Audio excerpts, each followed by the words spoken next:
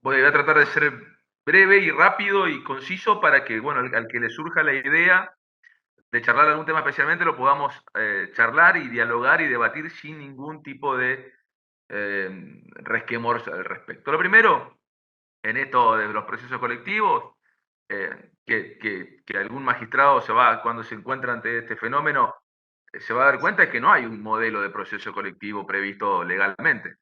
Es decir, no tenemos un código de procesos colectivos, sobre todo en cuestiones ambientales, ¿no? En cuestiones de consumidores por ahí hay un poquito más de reglamentación.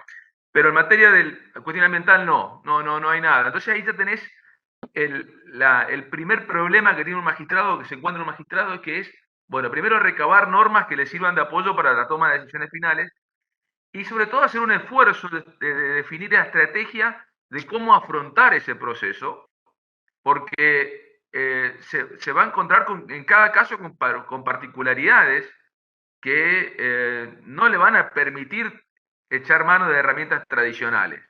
Por la característica compleja del proceso ambiental, del daño ambiental en sí mismo, que es lo que uno busca justamente evitarlo o acreditarlo para después, digamos, corregir esta situación y ver si podemos recomponerlo, repararlo, etcétera, etcétera, eso lo vamos a ver después. Eh, pero en definitiva, lo primero que debe hacer es ver con qué normativa se va a arreglar. Va a tener que echar mano a la Constitución Nacional, por supuesto, eh, como siempre debe hacerlo, obviamente, un juez constitucional, y después pasar directamente a la Ley General del Ambiente, que es una de las leyes, es la ley de presupuestos mínimos en materia ambiental, que los que están en el fenómeno saben. El artículo 3 de la Ley General del Ambiente y el artículo 4 de la Ley General del Ambiente establecen que esta normativa es de orden público y es prevalente en la aplicación e interpretación de toda política pública ambiental. Y hay una prevalencia a priori, porque así establece, digamos, esto justamente va de acuerdo a lo que denominamos nosotros el paradigma ambiental, este es un modelo de decisión a priori, es un camino hacia donde apuntamos con los procesos ambientales, y todas las decisiones se orientan a ese norte. En ese sentido, el artículo 3 y el artículo 4 establecen no solamente el orden público y los principios de política pública ambiental, sino la idea madre de que toda norma a través de la cual se ejecute la política pública ambiental, incluyendo las procesales, toda norma que no se adecue a estas pautas de la Ley General del Ambiente no se aplicarán, pierden vigencia. Entonces, lo primero que el magistrado tiene que ver es que si lo que está haciendo desde el punto de vista procesal es adecuado a las normas que prevé la Ley General del Ambiente. La Ley General del Ambiente prevé normas procesales y prevé normas sustanciales que tienen aplicación procesal, como por ejemplo los principios preventivo y precautorio, que son lo que, diríamos, los que fundamentan un gran número de medidas, entre ellas una de las más importantes, que son las cautelares en los procesos ambientales. ¿Sí? Después los doctores van a hablar sobre pericia, pero ahí tenemos un elemento muy importante, que es, es el alma del principio precautorio, que es si existe o no certeza científica. Pero este principio, que es de orden sustancial, también tiene efectos procesales y así debe ser respetado como tal. Tiene esa jerarquía normativa. Por supuesto que no hay un sistema, ya no se usa más el sistema de exclusión normativa, sino del diálogo de fuentes y de una interpretación armónica. Pero en esa interpretación armónica prevalecen los valores y principios previstos en la Ley General del Ambiente. Después va a echar mano por supuesto, también a lo que dice el Código Civil. El Código Civil, esta incorporación de la cuestión ambiental ha sido muy exitosa, muy importante, porque ha puesto dentro de ese cuerpo al que estamos todos acostumbrados a recurrir cuando tenemos un conflicto civil, las cuestiones, los derechos de incidencia colectiva, y esto lo puso en la discusión, en el debate ya dentro de otras órbitas. Todo esto enmarcado en lo que conocemos como un Estado de Derecho Ambiental. Es decir, todas las políticas, todas las decisiones, todas las normas deberán prever la variable ambiental. Y dentro de ello, dentro de esas decisiones, no solamente las legislativas, no solamente las ejecutivas, sino también las judiciales. Primer aspecto controversial que vimos nosotros, dijimos, bueno, es esto de que no hay un proceso. Entonces, puede ser, o es muy probable, que enfrentemos desde el punto de vista de la teoría procesal, que cada juez tenga su estrategia, diríamos. Y esto también puede generar un conflicto porque, bueno, cada juez puede interpretar, esto lo decía Claudia Asdar en un artículo muy conocido, inclusive está disponible en el Centro de la Corte, Centro de Información Judicial. Ella hacía referencia a esto de que a veces esta idea de hacerlo caso por caso y que cada juez tenga su estrategia puede atentar también contra la eficacia del proceso, porque la estrategia que tomó, que decidió el juez en un momento X, no resulta ser la adecuada para el conflicto, independientemente que después puede corregirla, esto lo vamos a ver. Otro aspecto controversial que siempre se da en todos los procesos ambientales es el modo de proponer demanda. Aquí, en cuestiones ambientales, ya lo dijo la Corte en la causa Mendoza, eh, frente al magistrado, digamos, desde el punto de vista del magistrado, lo que hay que revisar como primera medida es si estamos o no estamos frente a un caso ambiental.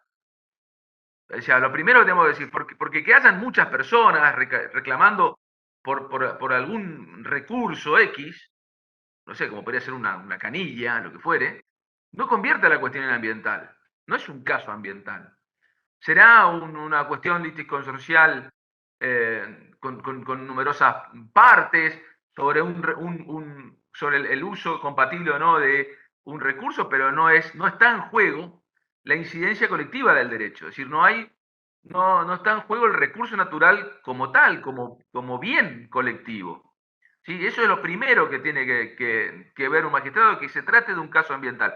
Esto está previsto, si bien dice la Corte, hay una acordada de la Corte, la 32/16, que establece una especie de reglamento para los procesos colectivos, aunque dice, bueno, no se aplican para los casos donde se aplica la Ley General del Ambiente, establece estas pautas, que es la adecuación de la demanda a los términos del 330 del federal, sería 332 del nuestro, pero también ahí establece, dice, pongan el foco en la incidencia del derecho colectivo, o sea, la incidencia colectiva del derecho en juego. ¿Qué derecho queremos tutelar? Si estamos hablando de un bien colectivo, de un macro bien ambiente, lo que fuera, debemos verificar que se trate, que estemos atentos o lo que buscamos es la tutela de ese bien y sus efectos colectivos, ¿sí? Que supere, diríamos, esto de la determinación, por ejemplo, de los titulares. Un bien colectivo es un bien de incidencia colectiva que la titularidad no recae en determinadas personas, sino es en una comunidad indeterminada, en un número indeterminado de personas, donde no se admite la divisibilidad del bien. O sea, uno no puede decir, bueno, a mí me toca un poquitito de aire, un poquitito de agua, el 0,2 de...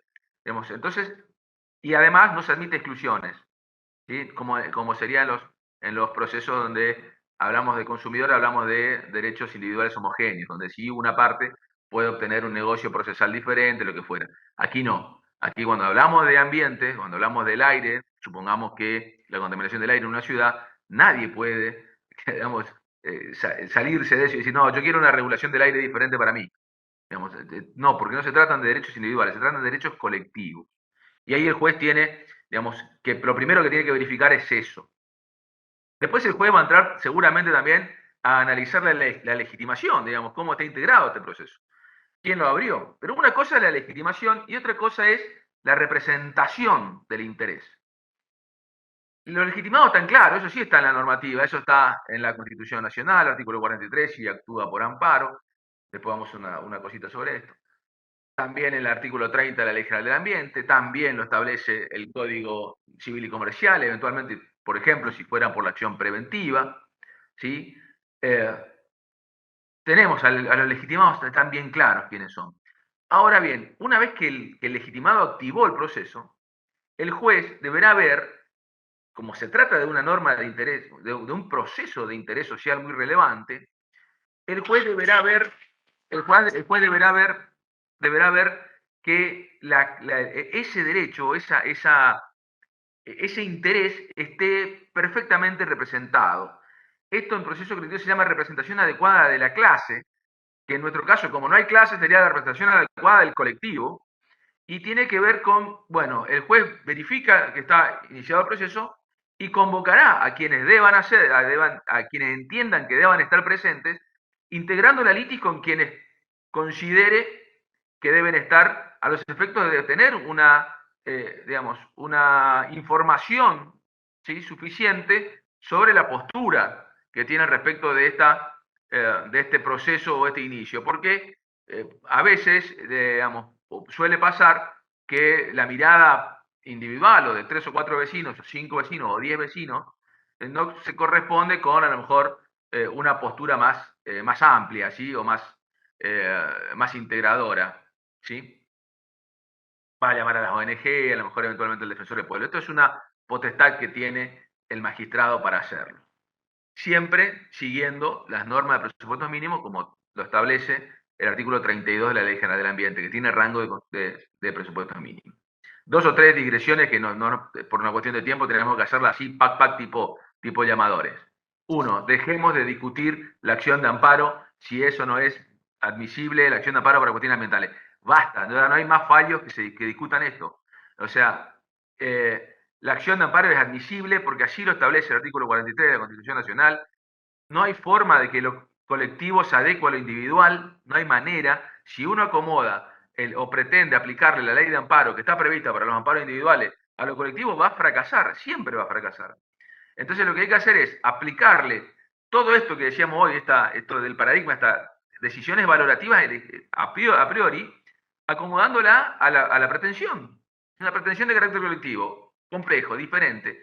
No le podemos aplicar los requisitos, por ejemplo, de lesión evidente o manifiesta, ¿sí? Porque los peritos después van a hablar aquí, pero claramente, por ejemplo, si supongamos que estamos hablando del principio precautorio, claramente no hay una evidencia manifiesta de lesión, ¿sí? Todo lo contrario, inclusive podríamos hablar de una actividad administrativa que se presume legítima, ¿sí? Bueno, eso está recontra superado, debería estarlo, sigo leyendo algunos fallos donde primero se abocan así admisibles, una pérdida de tiempo majestuosa, diríamos, y dispendio de tinta y recursos y papel ya que estamos, en discutir si es o no es admisible el amparo. La acción de amparo es admisible. Va a tener sus reglas propias, esta regla que estamos hablando. El juez también va a tener que gestionar el proceso, como dijimos en esta idea perdón, otra dirección que se me fue por el tiempo. Por favor, ojalá en algún momento podamos crear el registro de causas ambientales. ¿Sí? Primero, la enorme necesidad de transparentar estas cuestiones porque son de alto impacto social. ¿Sí? Y es básicamente un trámite, registrar la causa.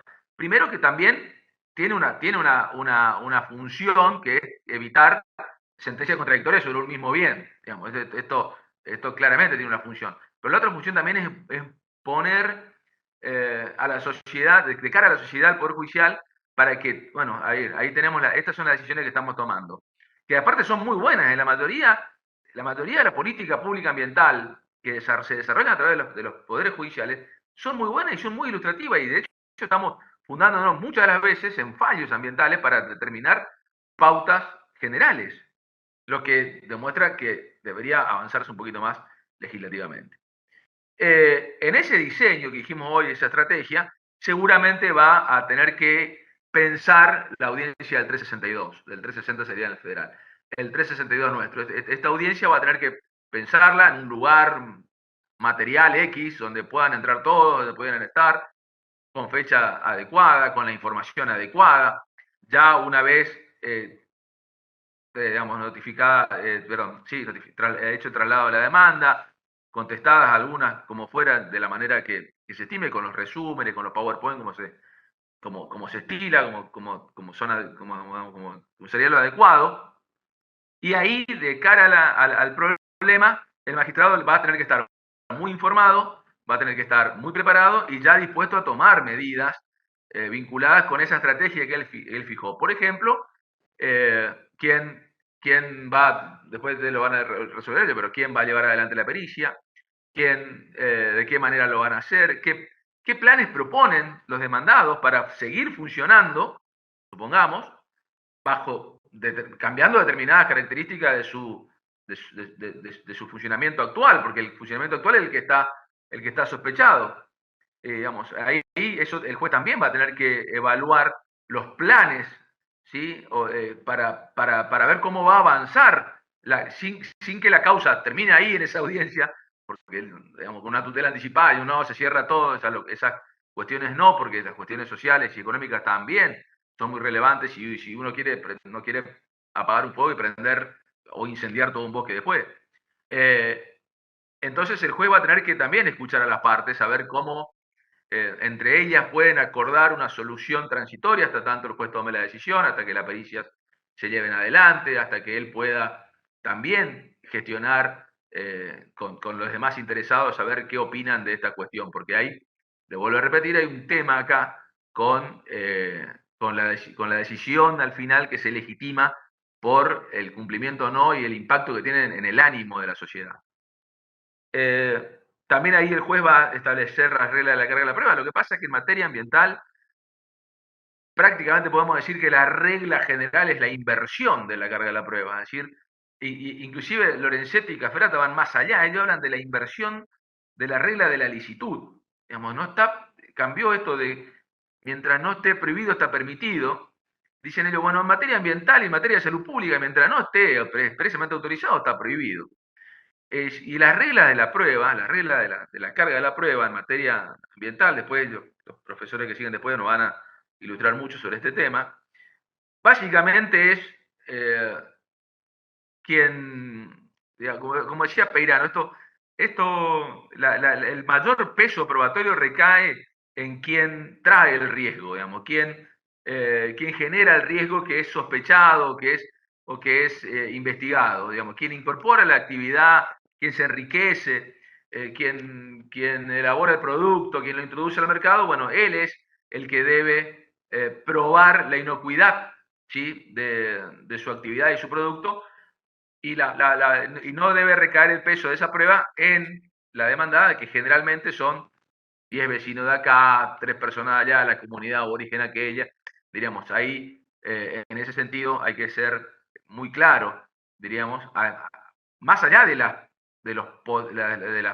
potestades probatorias que tiene el juez, que está en la norma. El artículo 32 prevé, el juez tiene todas las potestades para conducir, ordenar y probar en el proceso ambiental.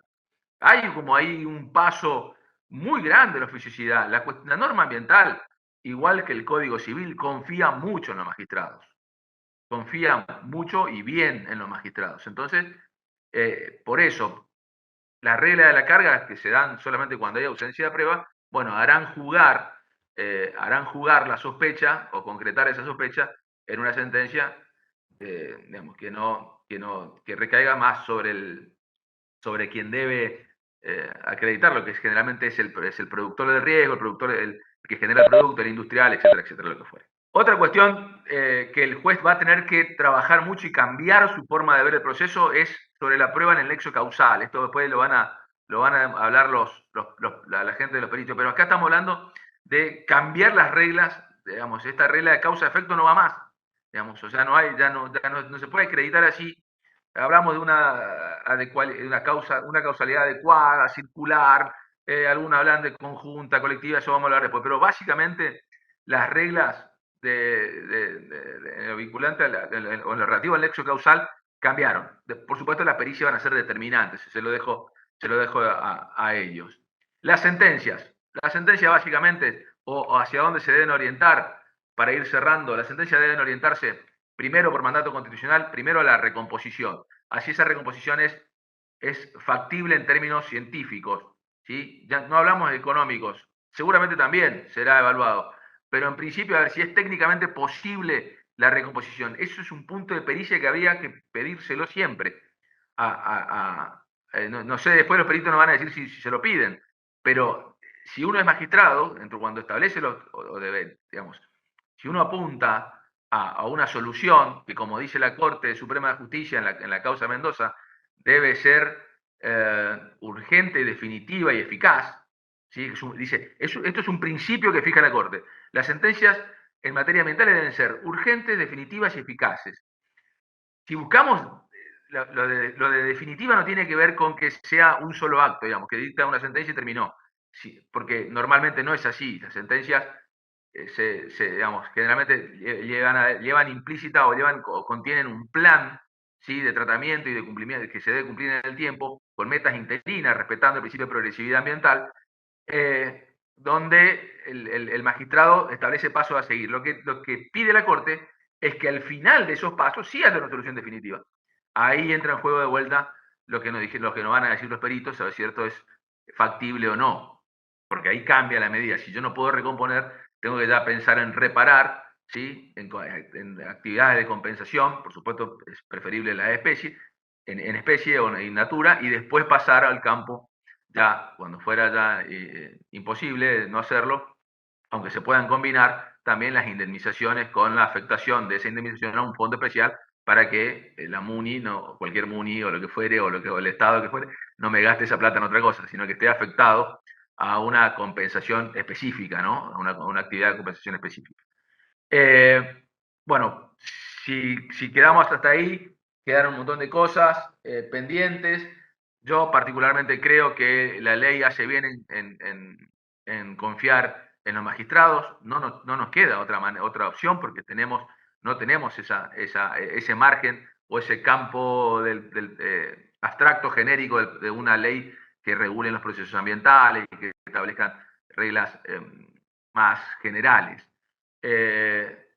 Estimo que este tipo de cursos abonen y florezca en los magistrados cierta sensibilidad que hay que tener para estas cuestiones, hay que estar convencido de la cuestión del rumbo que hay que correr, al cual hay que ir, porque en definitiva, si fracasa el magistrado en su valoración, en su tarea, termina fracasando la sociedad toda porque se pierde, digamos, una oportunidad digamos, de avalar, legitimar nuestro rol frente a la sociedad.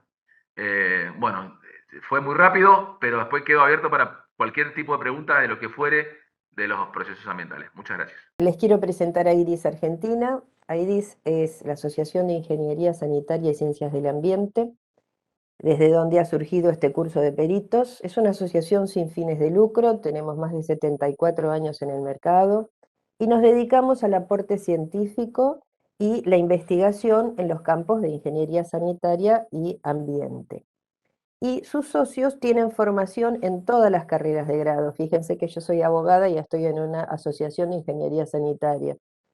Dentro de este marco de que tenemos gente de distintas formaciones, se integran en divisiones técnicas. Estas divisiones técnicas estudian diversas temáticas y producen informes y dictámenes, que después son entregados a empresas, a organismos públicos, a organismos internacionales. Estudiamos diferentes temas. Pueden acceder ustedes a través de la página web de IRIS Argentina a ver todos los cursos que hacemos durante el año, que son muchísimos. Bueno, dentro de una de las divisiones técnicas que les comento, hace unos años surgió la inquietud justamente del tema de las pericias ambientales. ¿Por qué pasó esto? No sé si recordarán algunos de ustedes un caso que hubo en la ciudad de Buenos Aires, que fue un litigio entre Subterráneos de Buenos Aires y la estación de servicio Shell, porque había unas pérdidas de combustible hacia la estación de subtes. Y ahí se convocó, no les voy a contar todo el caso porque es muy largo, pero para decirles por qué llegamos a esto, se convocó a un perito para que discerniera qué era lo que estaba pasando. Este perito, que no juzgó absolutamente su dictamen, porque lo hizo totalmente a conciencia, tuvo el problema de no tener una mirada holística sobre el tema. Y ahí voy sobre lo que dijo el doctor Villafañe, que las sentencias que tienen que tender a la recomposición tienen que ser posibles. ¿Y qué pasó con esta pericia de este perito, creo que era geólogo? Él propuso cosas como levantar la 9 de julio 3 años para remediar la tierra debajo de la 9 de julio, que había que llevarla, por supuesto, a la provincia de Santa Fe o Córdoba, porque Buenos Aires no admitía esa tierra para remediarla. O sea, fíjense los costos, además, de la imposibilidad de levantar la 9 de julio 3 años, ¿sí? Entonces, ¿qué pasó? El juez tomó lo que el perito había informado, lo hizo suyo, lo llevó a la sentencia y a 25 años del caso todavía no se pudo hacer absolutamente nada. Entonces fue una sentencia de cumplimiento imposible. Y esto no le sirve a nadie y menos que menos al ambiente. ¿M? Entonces, tomando nuevamente lo que decía el doctor Villafañe, las sentencias tienen que ser posibles, siempre tendiendo a la remediación, no a la indemnización, porque lo que queremos es recuperar el ambiente justamente. Entonces, este caso, que ya les digo, 25 años atrás, nos motivó en esta división técnica a decir, a ver, ¿por qué nosotros que somos justamente dentro de la división todos casos multidisciplinarios, no podemos pensar en el peritaje ambiental? Y así fuimos haciendo este curso de perito ambiental que se fue perfeccionando con los años, hace más de 10 años que lo estamos haciendo, y con este curso se entrenaron funcionarios públicos, inspectores municipales, inspectores de la Autoridad Matanza Riachuelo, inspectores del Ministerio de Ambiente de la provincia de Jujuy. En este momento están tomando el curso el Instituto de Estudios Judiciales de la Suprema Corte de la provincia de Buenos Aires, con más de 520 inscriptos. Y también, por supuesto, han tomado este curso muchos profesionales independientes, porque entendieron también que esto es una salida laboral. ¿Quién necesita el perito ambiental? Es el juez, es el fiscal y son las partes. Entonces, hay un movimiento importante con este curso. Nos acompañaron, como se dijo cuando se leyó el currículum, nos acompañaron la Universidad Católica Argentina, COPIME, el Consejo de Ingenieros Químicos y últimamente la Universidad Católica de Salta nos ha acompañado en la edición del libro. Es el único en su tipo, así que se los recomiendo mucho. Bueno, para nosotros es súper interesante que los miembros del Poder Judicial hayan evaluado la conveniencia de conocer todos estos grandes temas ambientales, porque de ese modo queda en condiciones mejores para convocar al perito ambiental, porque es muy importante establecer cuál es el objeto de la pericia. Si el que pide la pericia no sabe lo que está pidiendo, se diluye. Entonces es muy importante que el Poder Judicial pueda entender el fondo de esta cuestión. Desde la introducción del daño ambiental en la Constitución Nacional y las sanciones que imponen varias leyes ambientales, como pueden ser la de fauna o de la de residuos peligrosos, la concientización en la temática, los problemas derivados de la percepción, todo esto hace que el Poder Judicial necesite estar más informado y entender este fondo de la cuestión. ¿Por qué?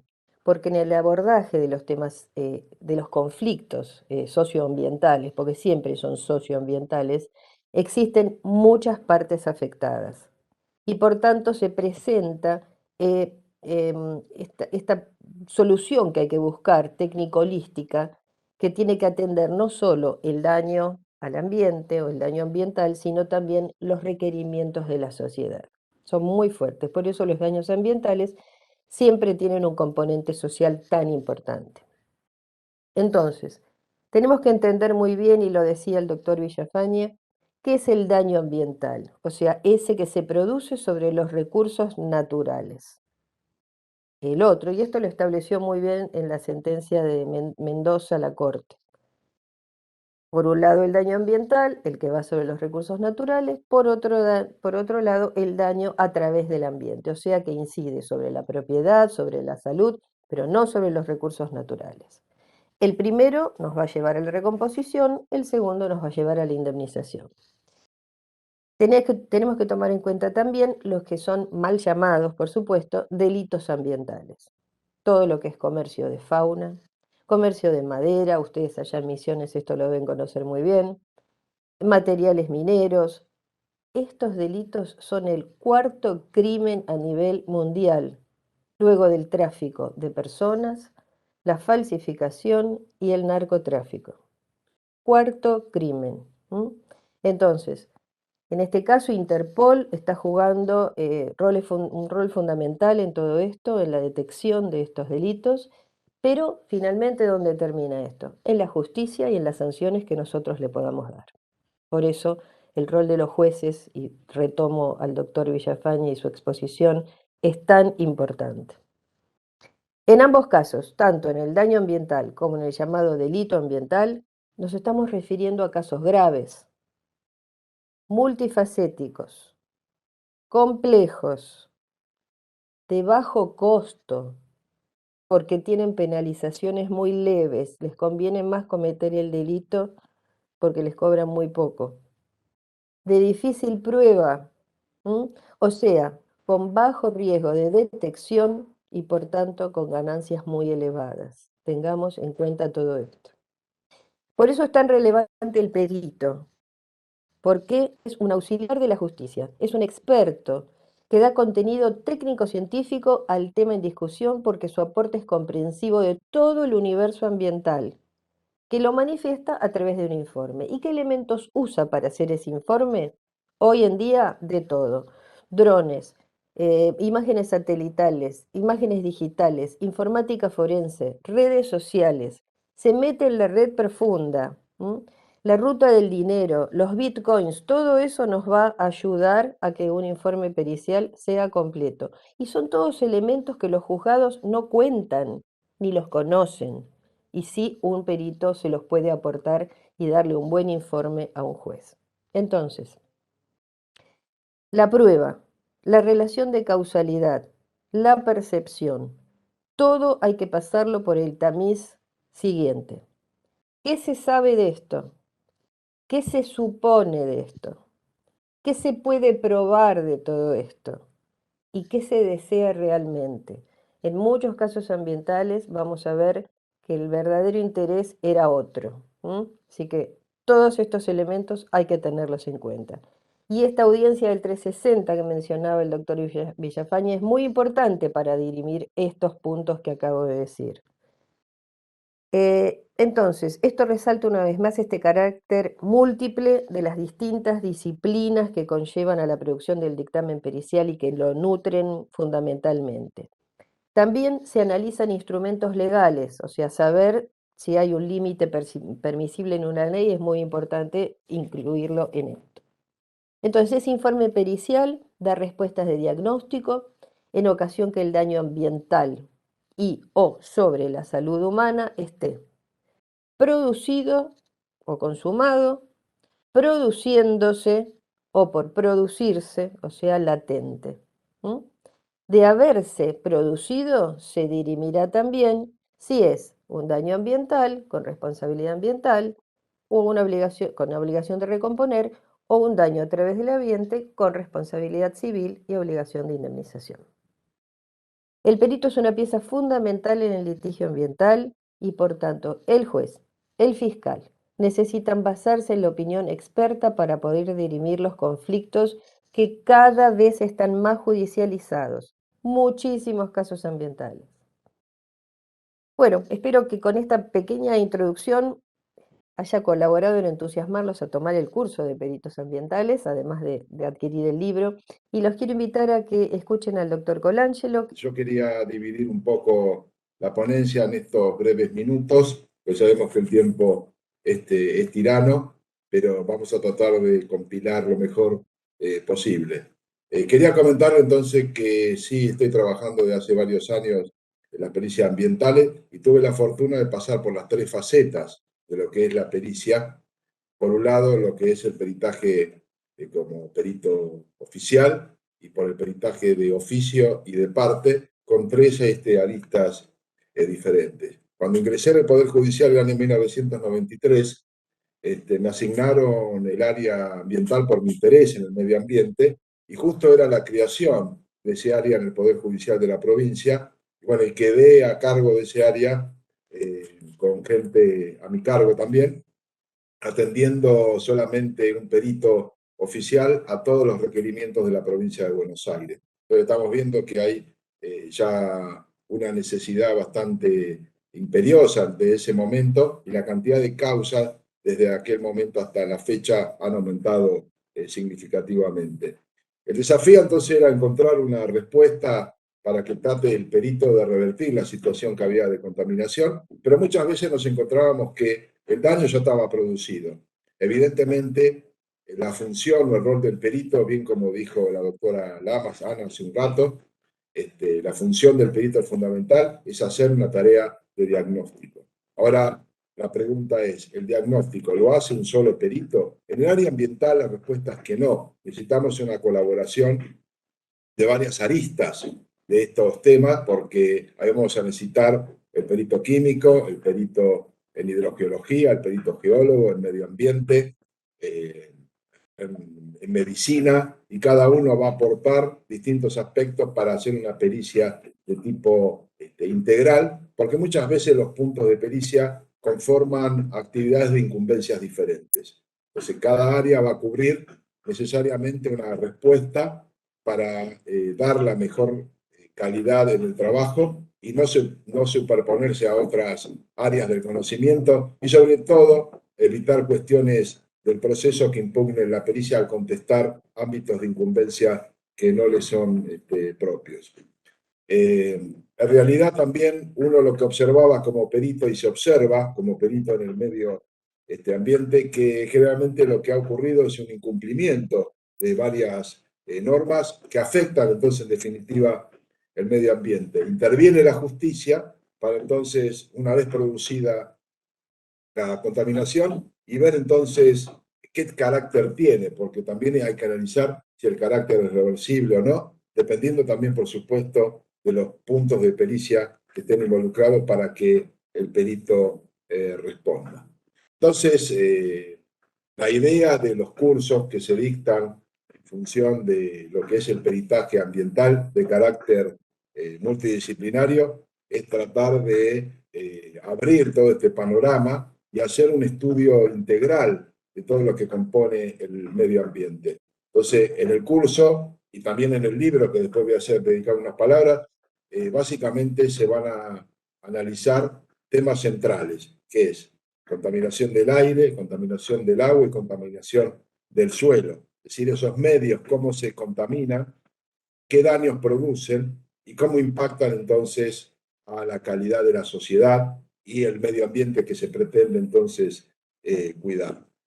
Entonces es importante sumar otros aspectos como la evaluación del impacto ambiental, entre otros temas, hablar también de toxicología y por supuesto no podemos escapar a un tema fundamental que a pesar de la formación en ciencias duras, un perito ambiental también necesita, que es el conocimiento de las ciencias del derecho ambiental y que las va a tener que tener presentes, estudiar continuamente, lo mismo que cursos de perfeccionamiento que generalmente los peritos que están relacionados con estas especialidades empiezan a hablar y a conocer y dar a conocer sobre estas áreas temáticas. Creo que todavía falta mucho para tratar de cubrir todos estos aspectos, porque hay normas todavía que tenemos que entiendo que ya tienen muchos años de vigencia, que hay que producir cambios, que sería entonces una debilidad. Pero creo que hay una fortaleza importante en esto, como para hablar de un pro y también darle un grano de arena a todo esto que estamos hablando, que es que hay un interés creciente en la sociedad en cuanto al cuidado del medio ambiente y cada vez está más instalado en la conciencia colectiva, como para llamarlo de alguna forma. Entonces, hay mucho interés en los cursos ambientales, como bien decía Ana hace un rato, en la ponencia de estos 10 años hemos formado un montón de gente en el área y es sorprendente la cantidad o la diversidad de temas que se tocan y por otro lado la cantidad de gente que toma el curso de diferentes especialidades. Entonces, esto también es llamativo y creo que forma parte de esa fortaleza que decimos que a la sociedad le interesa los temas. Entonces, de distintas ópticas, hasta arquitectos, para tratar de minimizar el impacto al medio ambiente, se interesan por estos temas de peritaje ambiental, que la verdad que es bastante curioso a veces las distintas formaciones que toman parte, pero por supuesto todos ellos son bienvenidos al mundo del peritaje ambiental. Por último, quiero hacer alguna mención respecto del libro que decía Ana hace un momento, y una de las cosas que nos enorgullece es que el libro por lo que estuvimos analizando, es único en el habla hispana. El título del libro es Peritaje Ambiental, con la coedición de AIDI de Argentina y UCASAL, la Universidad Católica de Salta, a través de su editorial universitario. Entonces, en algún momento charlábamos con Ana de que todos estos años de enseñanza tenían que estar reflejados en algún documento. Y ese documento, qué mejor que un libro. Y surge la idea entonces de publicar un libro con la participación de todos los docentes que hacen parte de esta área temática, y bueno, y todos se involucran, participan y llevan su aporte a desarrollar entonces la estructura del libro en prácticamente 19 capítulos, con más de 15 autores de diferentes disciplinas, y como bien decía Ana, y destaco esto, esa visión holística, esa visión integral para dar la mejor respuesta al juez cuando nos pide una pericia ambiental. El libro cubre esas áreas básicas que mencioné en los cursos, y sobre todo hay un aspecto fundamental en el libro, igual que en el curso, que es el análisis de casos. Que me parece que ahí va a producir la fusión entre la práctica, la teoría y la práctica.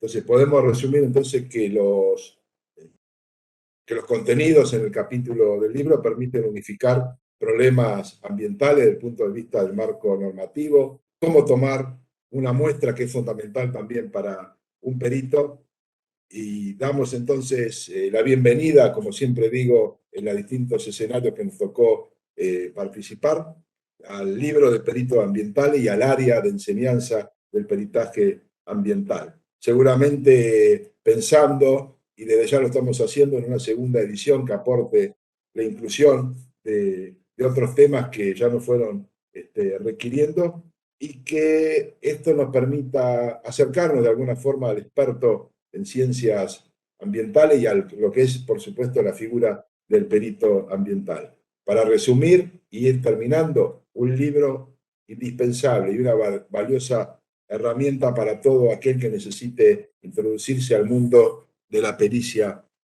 ambiental. Y a medida que estaba escuchando a la colega y al profesor, al doctor, es que esto de que la importancia, el que pide la pericia y no sabe lo que pide, dijo la doctora, recordar a los magistrados amigos y a los funcionarios judiciales que desde el 2004 está, si se quiere, legalizado esto de el amicus curiae, el amigo del tribunal, que es, digamos, traer gente especialista en el tema que nos brinde argumentos que nos sirvan para tomar decisiones. No siempre, o sea, tenemos que incorporar que las decisiones no son solamente las decisiones finales. También está esta decisión fundamental de determinar los puntos de pericia. Entonces ahí estaría muy bueno también usarlo, nutrirse con alguna fundación que no sea, por supuesto, que después no termine, que uno la pueda usar como perito o sino como una especie de consultor del juez, amigo del tribunal, que le permita decir, bueno, mira, tenés que fijarte en estos puntos, estos puntos, estos puntos, estos puntos, además del libro que nos estaban ilustrando recién. Y ni siquiera es nuevo, yo dije legalizado del 2004, porque no acordaba del 2004, pero fíjense que el fallo de Saladerista de Podestá, estamos un poquito lejos, del año 1887, cuando ordena sacar los mataderos, ¿sí? Cuando corre todo esto del lugar donde está, se funda en un informe de la Facultad de Medicina.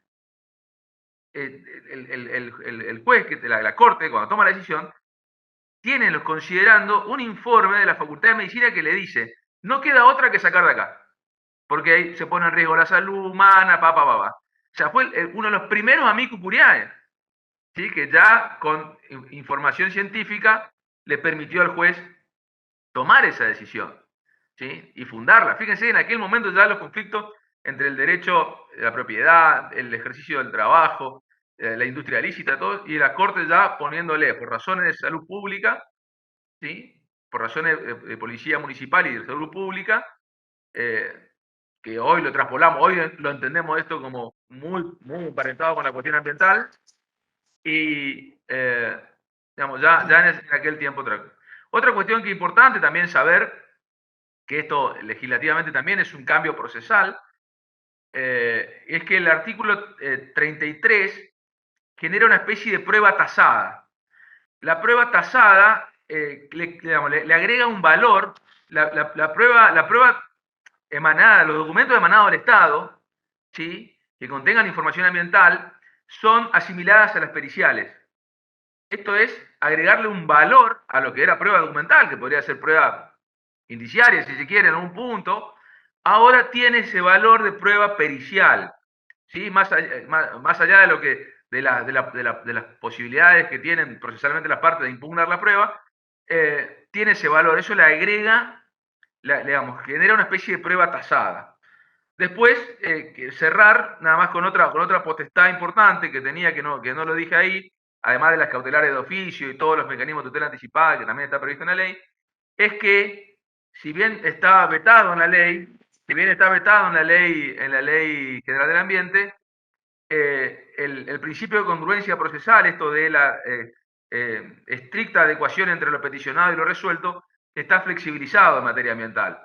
El juez, por la fuerza propia que tiene de la obtención de las pruebas y por el apoyo que ha obtenido de los peritos recomendándole soluciones X, claramente puede apartarse de lo que fue objeto de la pretensión, de lo peticionado, para resolver el conflicto de manera definitiva, resolviendo cuestiones que no fueron puestas a consideración en un primer momento, sino que fueron surgiendo después. Esto implica no fundarlo, no, hay que fundarlo, no lo convierte en arbitraria, hay que explicarlo, pero el principio de congruencia está flexibilizado en materia ambiental, y esto ha pasado en un montón de casos, destacándose por ejemplo el de la Municipalidad de San Jorge con el tema de los plaguicidas.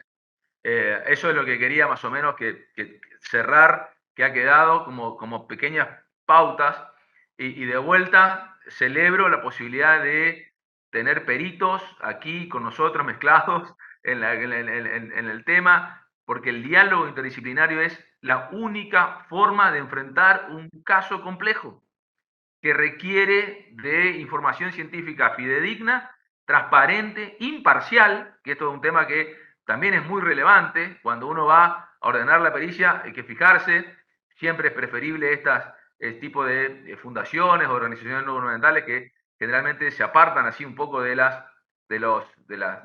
consultoras particulares.